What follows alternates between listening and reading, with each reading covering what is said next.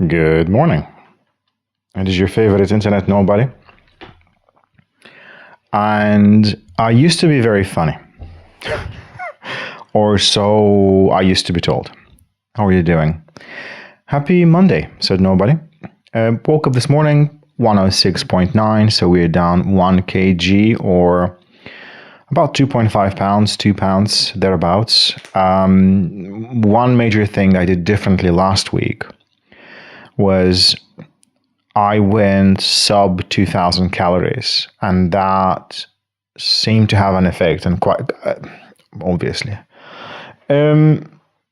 One thing that I learned from last week is I eat cheesecake like it's the cure for cancer or something. It's that bad. My Protein, this brand in the UK, has these mini cheesecakes. They're roughly about 200 calories per and about 11 grams of protein.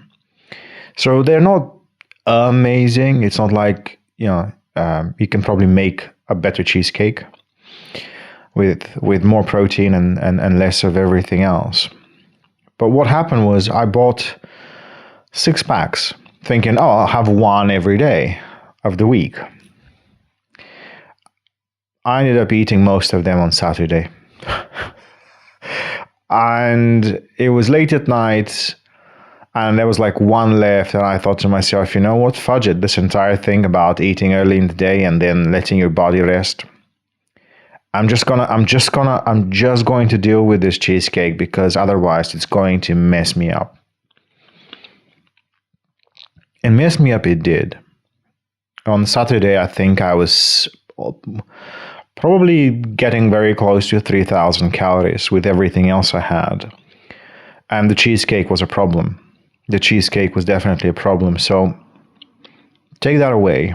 If you plan on introducing processed stuffs, especially desserts, especially healthy desserts, or macro-centric desserts, they can ruin you. They can absolutely ruin you if you love sweets, if you're a sweet tooth like I am. And especially if they're tasty. And this stuff, because I've not had a cheesecake in a while, just tasted like heaven. That's how bad it is. Other than that, not working to failure, not working out to failure, not doing the gym stuffs to failure, has a positive effect on how I feel. Joints still ache during workouts, and I still feel weird, and I need a bit of time to warm up and then get moving. But afterwards, I don't take the pain home with me. I might feel a little sore, but I don't take the pain home with me. And this is big. This is actually big. So this is now almost, so this is now week 3, where on my RIR, or repetitions in reserve, is anywhere between 1 and 2, maximum 3, on most exercises. And yeah, it's okay. The joints are doing okay. The blood tests I had, and I went to see a nurse. Turns out it wasn't my liver, it was my cholesterol. The good cholesterol seems to be below the normal. The bad cholesterol is borderline. So they were like, do you drink? Do you smoke? And I'm like, no, I don't like having fun in life. Because I actually don't. Do you eat a lot of red meat?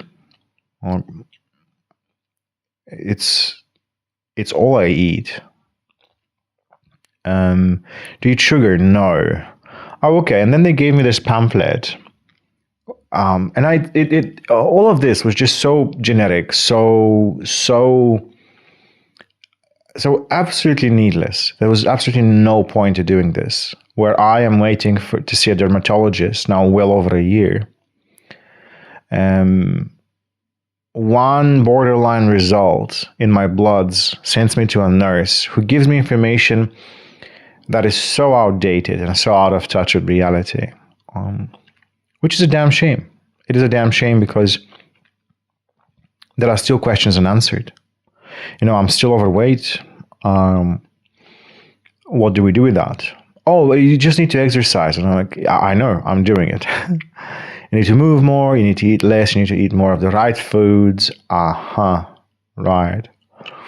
And then asked about the testosterone. I told her about the case with my GP saying they don't have the qualified personnel to deal with testosterone.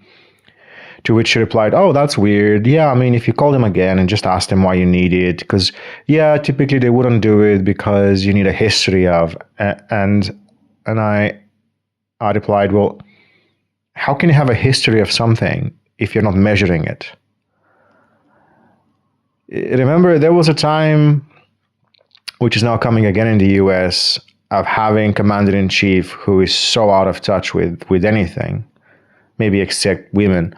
I think he mentioned something similar. He said, well, we have the most COVID cases in the world because we measure the most. And if we stop measuring, we won't have any COVID cases. That was, yeah. And people saw that and they were like, more of that. But the brutal reality is, yeah, if you don't track something, how do you know how it's changing over time? How do you know it's going good or bad if you're not measuring in any way? Anyway, I will be pushing to see if I can get my test check anyway. I don't think I'll be taking, I still won't be taking any TRT or any of that. Again, we're still not taking any appetite suppressants. I am drinking a lot of water. The VR stuff is helping me move more. And I'm kind of addicted to this game called Pistol Whip. It's kind of fun. It's a lot of fun, actually. Is it worth buying a VR headset just for that? No. But yeah, a bit of movement actually helps. So that is all I have for now. And I'll leave you with this. Speaking of measuring and tracking, I might have to start taking some notes down about the stuff I need to talk about or I want to talk about because I forget what I've said the previous week. And you think your narrative is straight in your head, but unless you write something down, yeah, you will probably repeat yourself. You will have forgotten stuff. And it was very nice to see my weight in November going from 109 something down to 106.9. But the entire month I thought my weight hasn't changed at all. So it's kind of nice to see actually, no, mentally it might be in a bad place, but these are the measurements and the measurements are true. So it kind of bolsters your